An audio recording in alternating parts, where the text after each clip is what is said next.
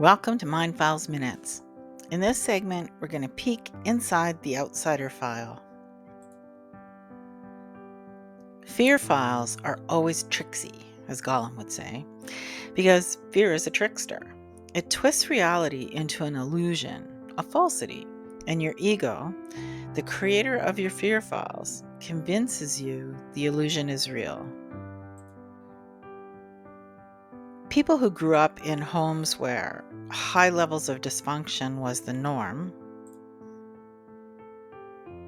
grew up believing that they're less than and that they don't matter.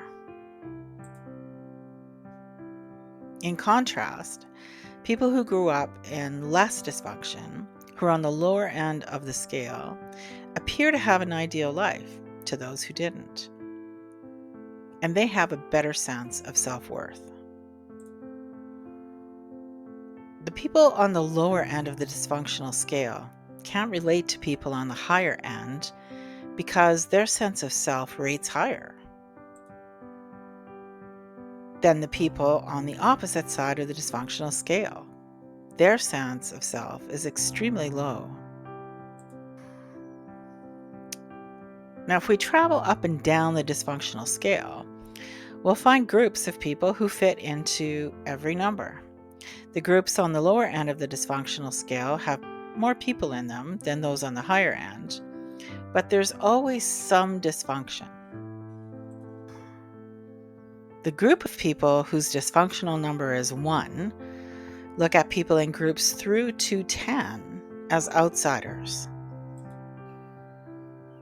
Like the people in group 8, they see everyone in groups 1 through 10 as outsiders. Each group has their own set of habits and beliefs. Sometimes those beliefs and habits are close enough to another group that they can convince someone from the group on either side of theirs to join their group. But people who are highly invested in their number hold on to it as if it's a lifeline, and they'll stay stuck in that number and that group for their whole life, regardless of which end of the scale they're on. They never bother to consider that they have any dysfunction, and so they never grow. Now, the people on the higher end of the scale, when they look down the scale and see people on the lower end, they can see that they're enjoying life, have healthy relationships and support systems, and are part of loving families. Some will find the courage to break out of their group and try to integrate into the group one step lower. The person who chooses that has chosen a healing path. So even though they know that they're an outsider, they find a way to work through the uncomfortable feelings of being an outsider, and they find a way to learn from the people in that lower group. Sometimes they'll stay in that group long enough that they become a member of that group. So if a person from group 8 made the decision to start their healing journey, moved down a step into group 7, their time in that group taught them how to heal a wound. So technically, they're not an 8 anymore, they're a 7. And for most of those people, the healing felt so great that they found the courage to once again leave that group and move down a step to group 6.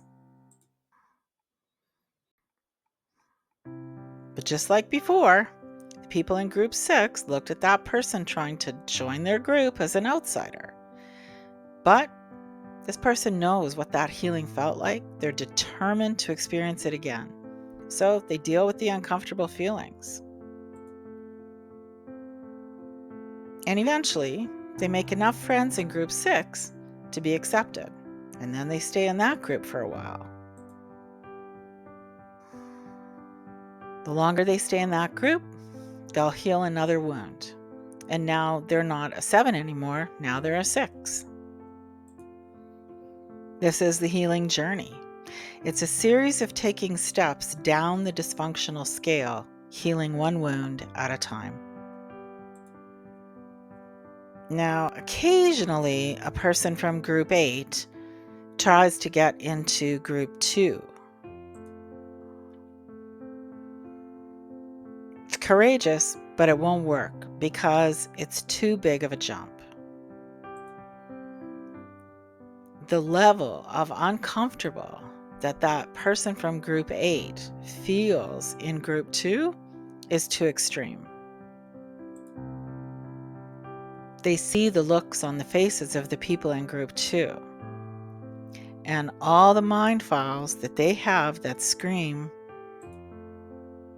"I'm not good enough. I'll never measure up. I'm a loser." All those mind files get reinforced, which means that all those wounds are reinforced.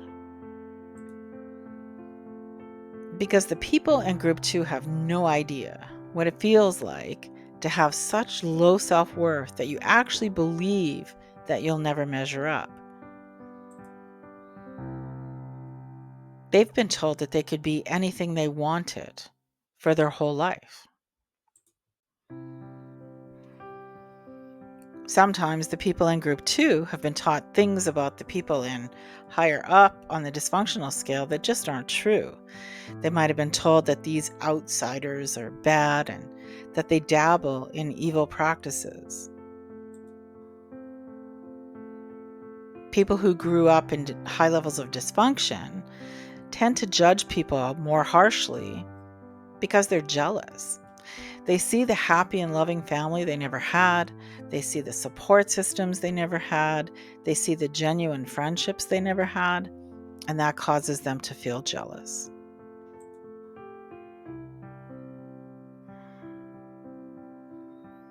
Now, for the people, the courageous people who choose to make their way down the dysfunctional scale, one step at a time, every time they integrate into a lower number, they not only heal their wound, they also learn that everyone in the lower numbered groups, they have their own set of mind files. And they have a set of fear files. It's just that their fear files don't have near as many emotional filters in them.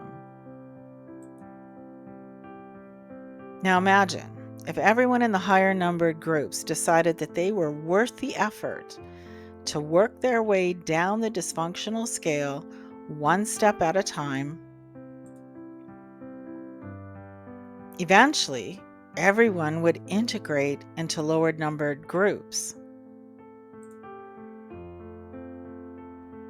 until everyone worked their way into one group. And recognize that there's no such thing as an outsider. We're all human beings with hopes, dreams, and ambitions, and that everyone just wants to be accepted and loved unconditionally.